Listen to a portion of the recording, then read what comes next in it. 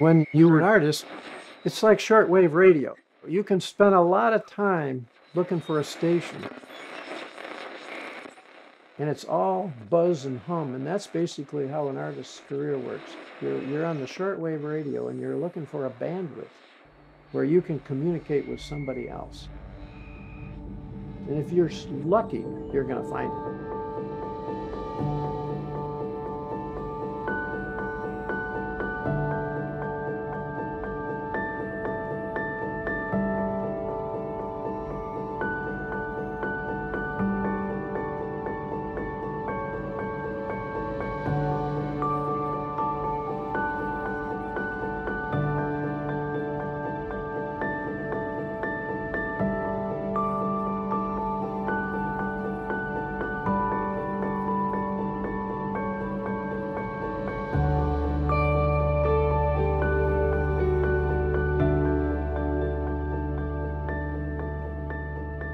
When I was 6 years old, my father, as a physician, went overseas to start a hospital. And we didn't have any toys, so I had to start making my own toys.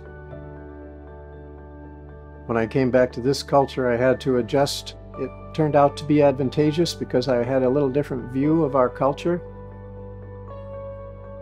I ended up in Grand Rapids going to school, then off to college, and then to medical school.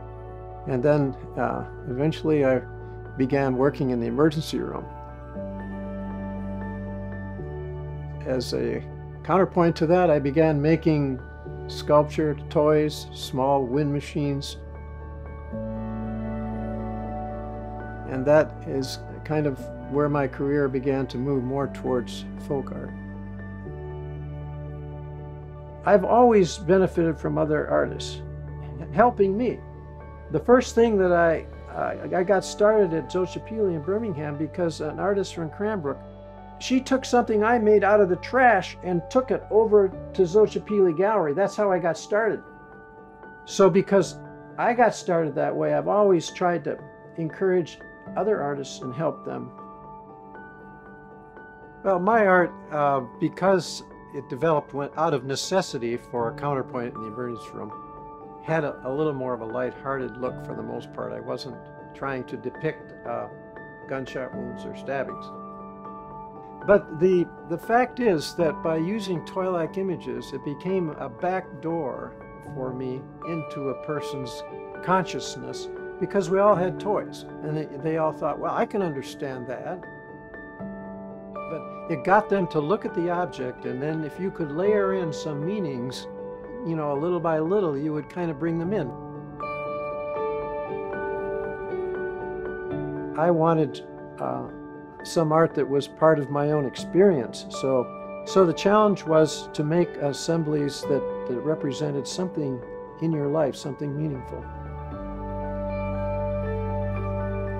Really, I tell people it's not so much the object that I'm interested in, it's a way of thinking about things. You go out into your studio, something happens on the news, and you make an object that's related to that. You know, the news is a little difficult, and in order to deal with that, rather than just stewing over everything and feeling like you have no way to deal with it, artists can make a statement, they can take a stand, they can make a difference. Michigan history is so complex, and there's so many populations. There are populations of migrant workers who came here to help with the harvesting of fruits and vegetables, and we needed to honor them. And the Manistee Arts and Cultural Alliance asked me to construct a sculpture honoring migrant workers.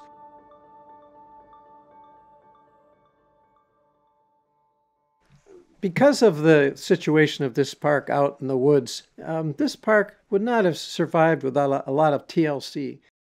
About 10 years ago, the art park came to me, and they wondered whether I'd be interested in the role of conservator, because the elements were taking a toll on some of the work.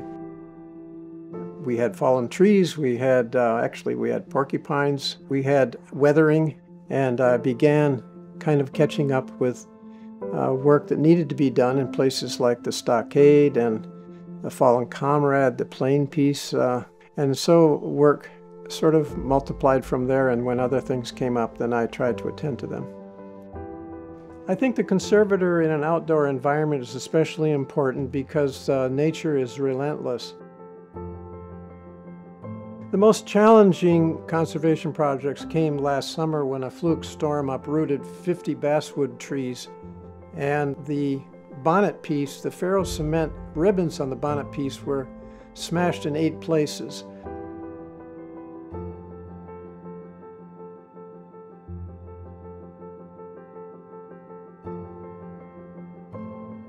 Also, the needles piece, there were 6 fractured spars on one of the masts, which were out of reach, and we had to figure out some way to bring down the mast and reconstruct these things.